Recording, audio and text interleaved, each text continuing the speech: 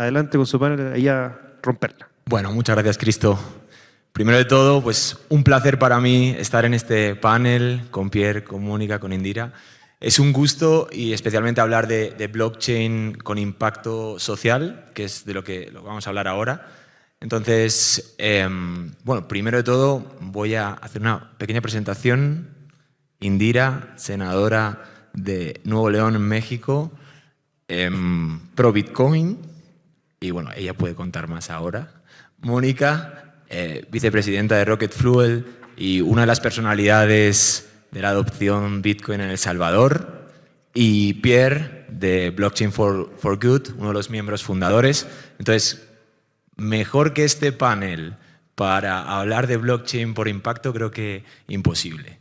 Así que la primera pregunta, para que empecemos desde la generalidad y luego vamos a ir a lo específico, porque es algo que hemos hablado, queremos mostrar casos específicos de impacto en blockchain, es para ustedes, ¿qué impacto tiene que tener blockchain en la sociedad, ¿no? Ese impacto positivo. ¿Cómo lo ven cada uno de ustedes? Puedes empezar, Indira.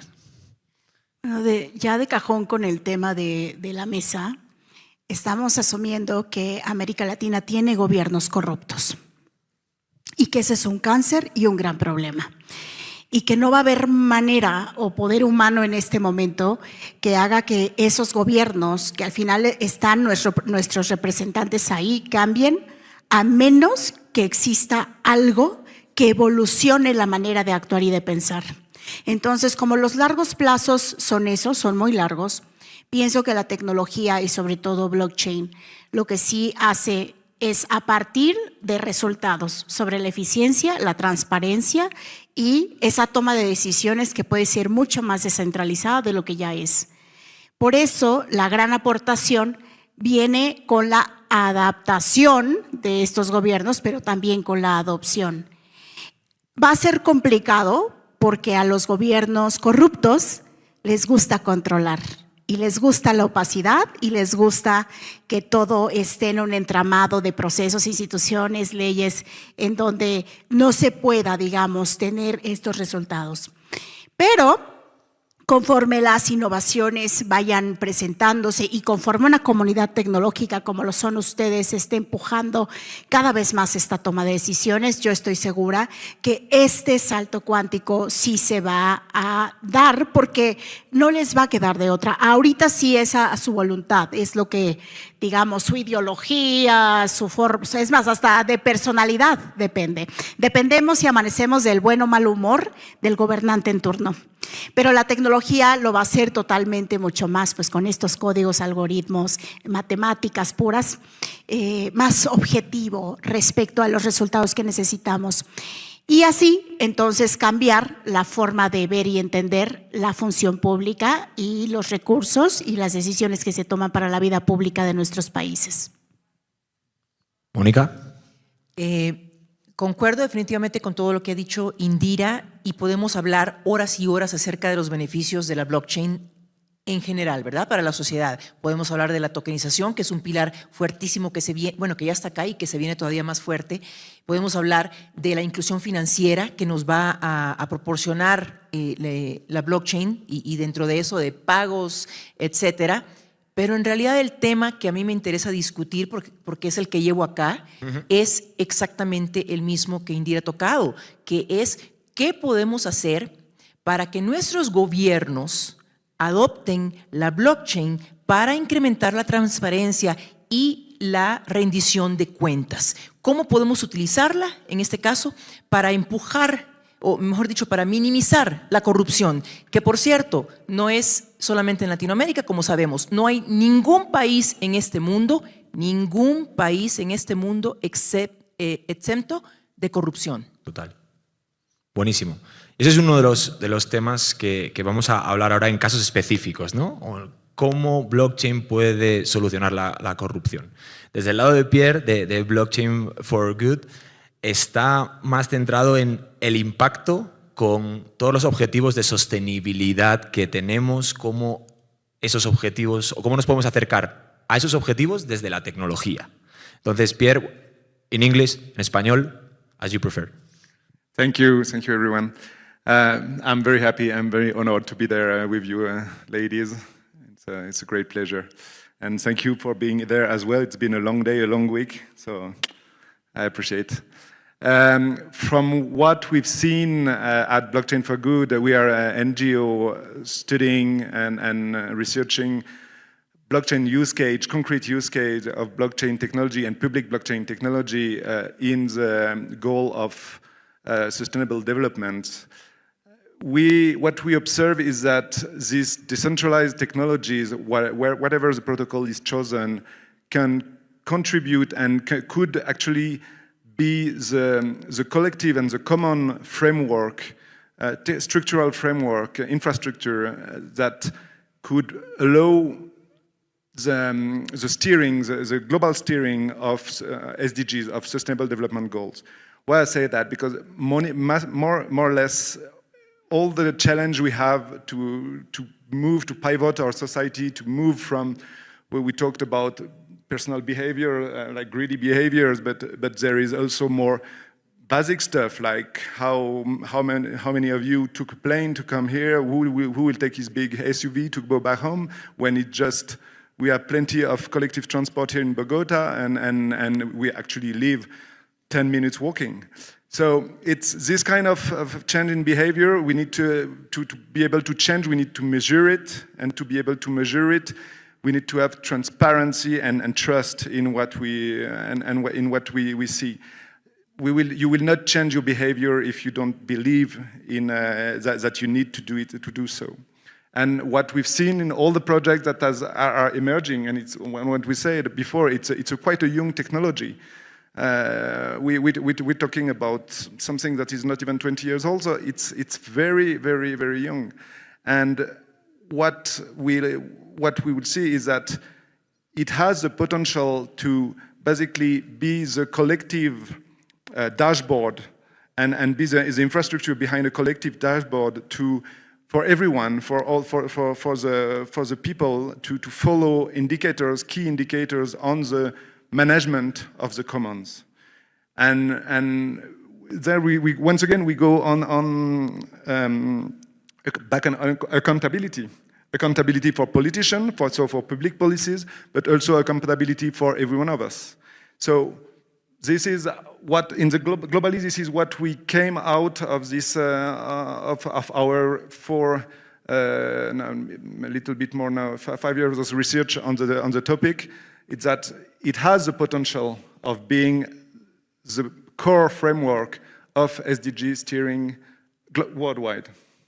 Buenísimo. O sea, yo creo que desde la generalidad todos sabemos que blockchain puede tener un impacto como concepto, pero al final lo que se trata de este panel es ponerle un poco de realismo y decir cómo traemos casos específicos que hayamos visto y que creamos que puede tener un impacto la tecnología blockchain a ciertos puntos de gobiernos, de comunidades, de estructuras.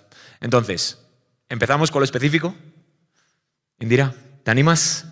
¿Dónde ves tú o dónde has visto que blockchain ha tenido ese impacto en corrupción o en otras temáticas que estén dentro de la sociedad o que puede tener ese impacto?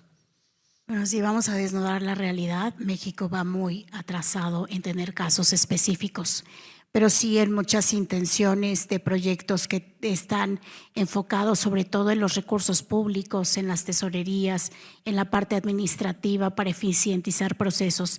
Y ahora mismo hay una inquietud que tiene que ver con estos proyectos sostenidos en la tecnología blockchain para la democracia. Nosotros tenemos un instituto nacional que se dedica a gestionar el curso de las elecciones en México, que se las roban, como decimos en nuestros países, porque también hasta eso, no solamente roban dinero, roban la decisión de la gente. Entonces ahora mismo he estado en esa conversación con diferentes comunidades, cómo blockchainizar a nuestro Instituto Nacional Electoral para que entonces las elecciones futuras puedan tener un destino menos fatídico del que ya hemos pasado con diferentes sistemas que todavía son de papel y lápiz, no les miento, porque a las pruebas me remito.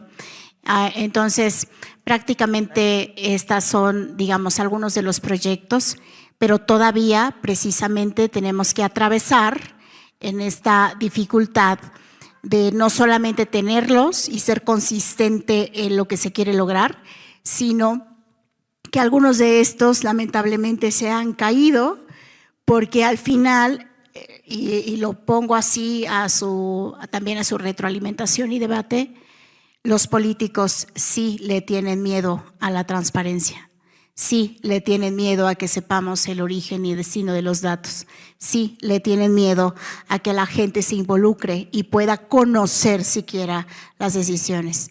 Hoy mismo en el Senado de México, por ejemplo, nuestro sistema de votación es un sistema que literal le pertenece al Senado, y también hemos estado insistiendo en que esa votación podría llevarse a blockchain para que la gente pueda tener estos ojos y esta incidencia sobre nuestras propias decisiones.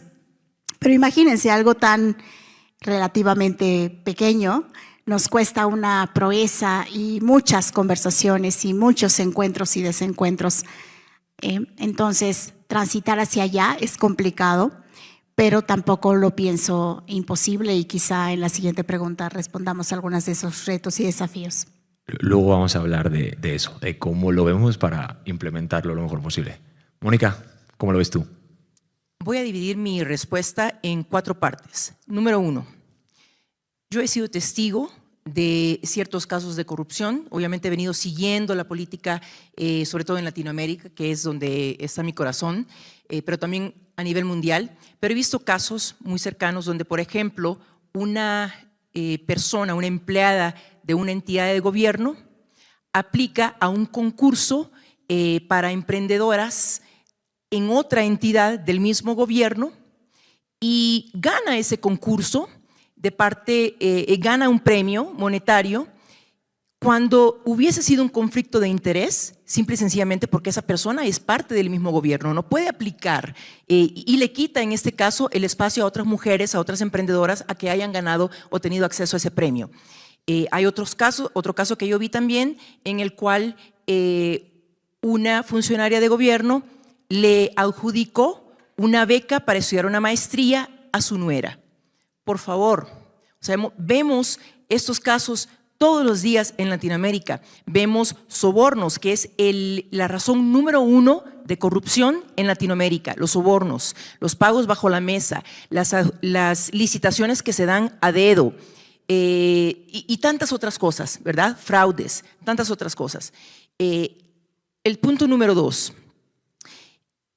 Hay países como por ejemplo Singapur, donde su Ministerio de Finanzas, o en este caso de Hacienda, ha blockchainizado muchos de sus procesos. ¿Por qué Finanzas y Hacienda? Es lógico, porque ahí está por lo menos en este caso, la mayoría del espacio donde se mueve el dinero. Entonces, yo creo que Singapur es un ejemplo perfecto de cómo se pueden hacer las cosas bien. Número 3, yo creo, sobre todo en Latinoamérica, por el historial de corrupción que tenemos, creo que solamente los funcionarios que tengan los pantalones bien puestos, los mandatarios que tengan los pantalones bien puestos, van entonces a abrir el espacio para poder blockchainizar los procesos gubernamentales. Ojo, el crear regulación para las criptomonedas o el adoptar Bitcoin como moneda de curso legal no significa blockchainizar, no significa transparencia y rendición de cuentas. Estamos hablando de 2 temas diferentes. Entonces, ¿cómo llegamos a ese punto para que los gobiernos o los mismos funcionarios digan, bueno, vamos a abrir la puerta para blockchainizar nuestros procesos, aunque eso signifique señalar la corrupción dentro de mi mismo partido? Porque al final del día, eso es lo que significa. Somos muy fáciles y muy rápidos para condenar y señalar la corrupción de las administraciones anteriores o de los partidos contrarios, pero no la nuestra. Y no tiene que ser así. Entonces, ¿qué podemos hacer nosotros como ciudadanos comunes y corrientes desde nuestra silla? Punto número 3. Se tiene que trabajar en conjunto. En este caso, gobiernos, aquellos que tengan valor, aquellos que los tengan bien puestos, y hablo de los pantalones.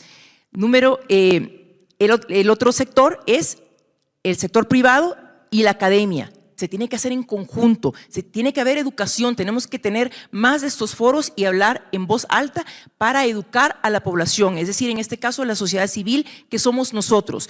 Nosotros tenemos que llevarles estas iniciativas a los legisladores. ¿Por qué? Porque los legisladores no saben de todos los temas, especialmente sobre tecnologías emergentes, tal como la blockchain. No es un tema tan fácil y tenemos en este caso que tratar de convencer a nuestros funcionarios para que adopten la blockchain y en este caso podamos, como nación, como región, empezar a minimizar la corrupción. Estupendo. Hay mucho que hacer, desde luego. Y ahora vamos a hablar de esos primeros pasos, ¿no? Ahora, Pierre, primero, antes de los primeros pasos, ¿qué casos específicos vemos desde el lado de impacto relacionado con los objetivos de sostenibilidad? Yeah, vamos a let's travel a little bit. First, I will take you in Germany. The German Cooperation and Development Bank, KfW, developed in 2018 a blockchain protocol. It was based on multi-chain, so it's a private blockchain, but it was open source. And they developed it and used it basically to track foreign aids and how it was used in their partner countries. This project has been used in Burundi, it's been piloted in Burundi, it's been piloted also in Ethiopia, and since the code was open, it's been recuperated by the Development Bank of Brazil as well, that ran a project in 2018. However, the project has been suspended for now, maybe for the reason you put on place, you highlighted just now. So this is the G of, when we talk about sustainability, we talk about ESG, environmental social governance, and this is how blockchain can be used for governance. Yes, blockchain, we very often hear, oh yeah, it's money for criminals, but it's not true. I mean, if there is criminal in the room, do not use cryptos. Like everything digital is so much worse than paper, I tell you. So first thing, it's hello transparency, it's a tracking of how the money, public money is used. Then if we go on the social, we will travel then back to Mexico. And in Mexico, there is a startup called Ethic Hub. Ethic Hub use basically blockchain protocol to create a crowdlending platform where every one of you can lend with an amount as small as $20, and it can lend money for farmers to pay for their operational expense, for their OPEX. And when the farmer gets their production ready, and when they are like shipping the coffee beans that they've been producing, you are repaid on interest rate.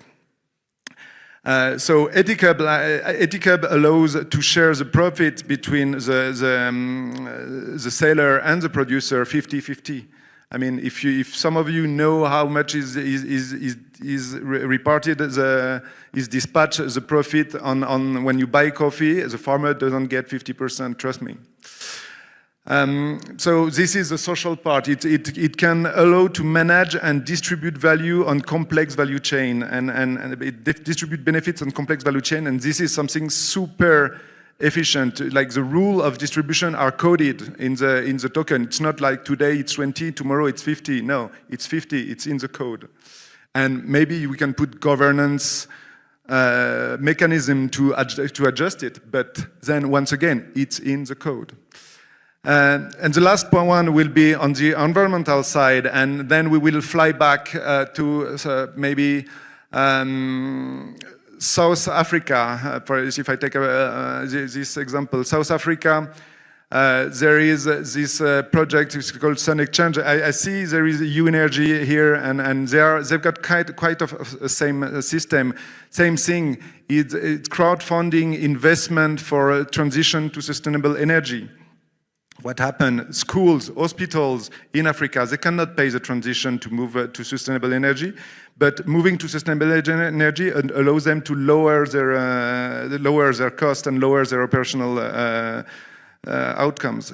So it's basically by using a token, you are financing this investment, and they got now in 2022 they had 50 projects running, and more than 200 backers behind this project that paid for the project and equipped school with solar panels, and then every month a school repay for energy, little part of this energy repay for your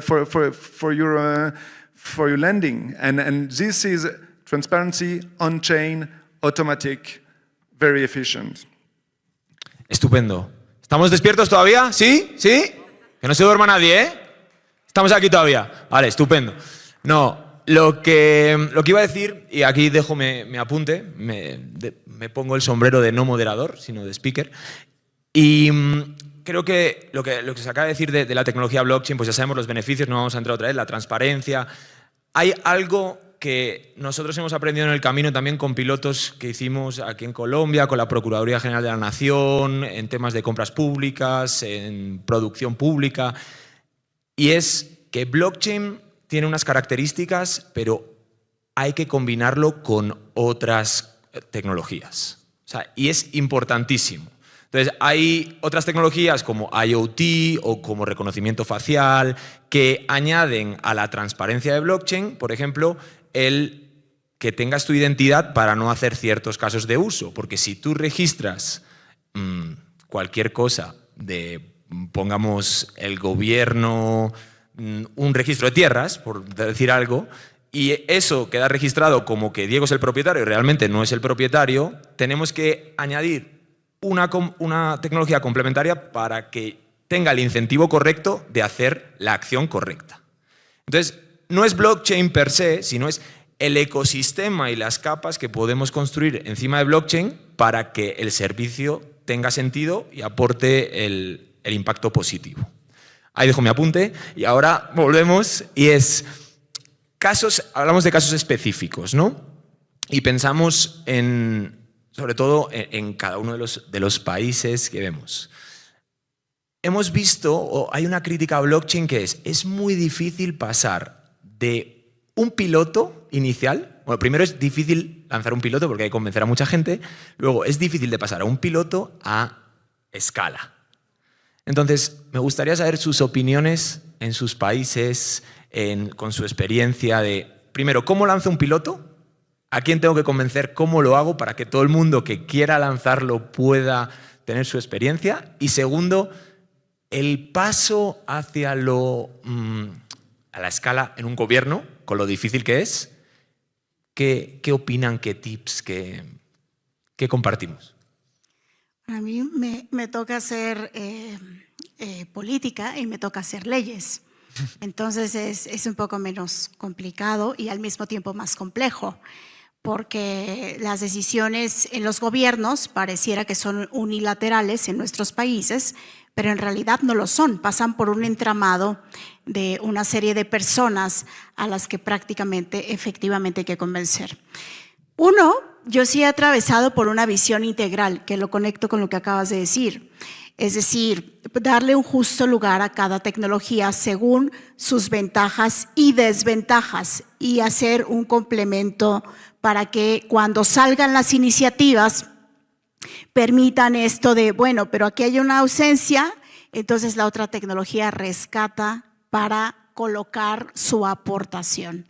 Y en esa visión, entonces hago un mapeo de actores y como en la política la ideología sí cuenta y aunque la tecnología no tiene ideología, pero el político le da una carga ideológica a cada tecnología dependiendo de su corazoncito, bueno, pues entonces cada iniciativa tiene un ingrediente que a ti te puede quedar, como tener un closet con diferente ropa y tú eliges la que más te gusta, pero al final todo se complementa.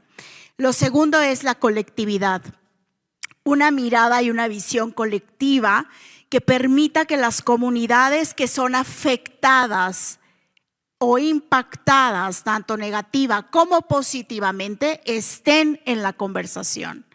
No podemos encerrarnos en grupitos de élite que porque conocemos, que porque sabemos, que porque somos los non plus ultra en los temas, pongamos murallas a comunidades que hoy podrían ser su primera demanda. Incluso ahora lo hablo en términos de ustedes en sus negocios y en la parte tecnológica. Esa gente va a ser el eco de su innovación. Por lo tanto, siempre hay que trastocar a partir del conocimiento y traerles a esta retroalimentación constante para que se hagan una demanda. Entonces, así, cuando a mí como política me preguntan ¿y por qué estás impulsando esto? Pues yo fácilmente puedo decir, no soy solo yo, somos todos estos o todas estas más. Porque manda. Están ustedes ahí siempre. Y tercero, que es parte de lo que decía Mónica, no podemos tampoco aislarnos de una realidad que necesita hoy la voz de la denuncia. Entonces, qué sencillo es llevar bajo el brazo proyectos que hablan sobre, que expresan transparencia, eficiencia en cada uno de sus resultados, trazabilidad. Pero por otra parte, estoy aceptando el 30% de corrupción o de extorsión de parte del gobierno para que mi proyecto pueda ser aplicado. Eso, si seguimos con esa inercia, no vamos a acabar nunca. Entonces, aquí viene una parte de responsabilidad social y de ética, porque esta comunidad tiene que ir blindándose también de todas aquellas transgresiones del sistema. Es mejor seguir siendo anarquistas y contracultura. Desde ahí van a ayudar mucho más que como yo les digo a mis mismos colegas, que cuando uno quiere quedar bien con el sistema. Entonces sí es también una revancha generacional. A mí me parece que las nuevas generaciones sí vienen más instalados en yo no tengo por qué entrar en el juego del gobierno controlador y corrupto. No tengo por qué. Entonces, ahí les dejo una interrogante para que cada quien en la noche lleguen, se la contesten. Yo lo tengo que hacer todos los días porque el mierderito, como le digo yo, en el que me toca vivir, pues así es. Pero esos serían mis 3 ingredientes para que un proyecto pueda escalar. Y apenas hemos estado dando los pasos contundentes. Por eso no lo veo imposible, porque sí hay comunidades enteras que hoy estamos trabajando para hacer que suceda. Hay que seguir soñando, hay que seguir instalados en que se puede, pero obviamente sin obviar la realidad. Bueno, Mónica, tenemos 2 minutos, así que con tu intervención cerramos. Gracias. ¿Cuántos de ustedes, levanten la mano por favor, a cuántos de ustedes les ofende cuando leen en su periódico local, en la televisión, en sus países, sobre un caso de corrupción de parte del gobierno? Levanten la mano. Gracias, porque a mí me ofende y me ofende mucho. Y yo creo que ya es hora de parar esto. Y la única manera en que vamos a lograrlo es si nos unimos como sociedad civil. En este caso acá hay empresas del ecosistema, emprendedores, estudiantes, personas que trabajan en el gobierno, de todo.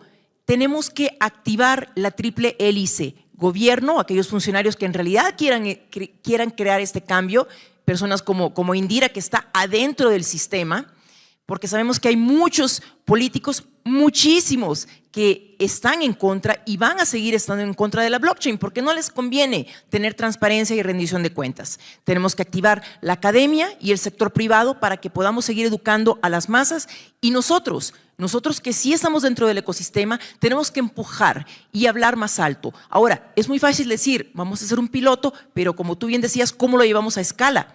Hay tantas cosas que podemos hacer. Leamos sobre lo que hizo Buenos Aires y Brasil la semana pasada. Ya lanzaron su piloto de identidad digital. Se empieza con la identidad digital. Ya basta de burocracia y tramitología con la cédula de plástico y de papel. Podemos hablar acerca de elecciones, que bien lo dijo Indira. Podemos hablar acerca de trazabilidad. Si se va a crear, a licitar un puente o una carretera en nuestros países, que se ponga en la blockchain todo el proceso, que se vea quiénes son las empresas que están licitando, que si esas empresas se crearon hace 3 semanas, porque eso significa que es corrupción, se ha creado solamente para licitar ese proyecto, si tiene experiencia o no, si hay testaferros, etcétera. Cómo va todo el proyecto, cómo va la construcción de la carretera, hasta finalizar. La blockchain nos va a dejar saber si han habido sobornos o no. Hay tantos proyectos que se pueden hacer, tantas divisiones en las cuales nos podemos enfocar, pero nosotros tenemos que activar esto. Si no, nuestros gobiernos latinoamericanos van a seguir cometiendo corrupción. Esto viene enraizado históricamente, desde el inicio. Entonces, yo creo que en realidad la respuesta está en nosotros mismos. Estupendo. Pierre, nos han regalado unos minutos, así que... Sí, but I think we have it all, that has been all said. We need to work as an ecosystem. There's one thing that is very important. Blockchain will not change the world by itself. Actually, blockchain hasn't got any conscience, hasn't got any value. Blockchain is just a tool. We have plenty of tools. We had tools since prehistoric ages. So what we do with this tool is what will define which society we will work on it. What we have seen and what we believe, because that's why we are here, is that this tool has an enormous potential. Public blockchain has created the way to create digital asset that records and that are transferable, that are unique, that are unmovable. These digital asset, what will we do with it? For now, what I've seen in most of the emerging countries and around the world is that people focus on trading. Well, if you want to trade, there is Forex. There is plenty of way to trade. You can trade. There is at least first market, second market, off the market, OTC. You go for it if you want to trade. What will it change? But if you want to develop something interesting, well, think, okay, what if now, when I go to the shop and I pay for my coffee, I know that I'm paying this coffee, and I know this coffee is deforestation free, and the money I have is backed by children going to school, by road being in good condition, by forest being regenerated, because we agree this is a value. And like having children to school and having forests that are regenerated, this is something that is valuable. Why don't we back our transactions, our money, our collective money, or every country money, or every community's money, by the values that are very important for the commons? My belief is that at one point, in a future, near or not, we will be able to not only count on US dollar or gold, as we said, to back the value of our money, but we will count of every impact our activity have on sustainable development, on social inclusion, and on ecologic prosperity. And this is what I hope the blockchain will be used for. It's to be this infrastructure for a new kind of currency, the currency for the new world. Thank you. Buenísimo. Pues merece un aplauso, por supuesto. Bueno, yo creo que ya se nos ha acabado el tiempo. Como resumen, creo que lo que se ha dicho es que podemos construir muchas tecnologías y muy buenas. Blockchain es una de ellas, tenemos que sacarle el mayor provecho, pero que no se nos olvide la capa de impacto positivo que tiene que traer a gobiernos y a la sociedad en general. Así que nada, muchas gracias a los tres, es un placer compartirlo y gracias a todos por estar aquí a estas horas.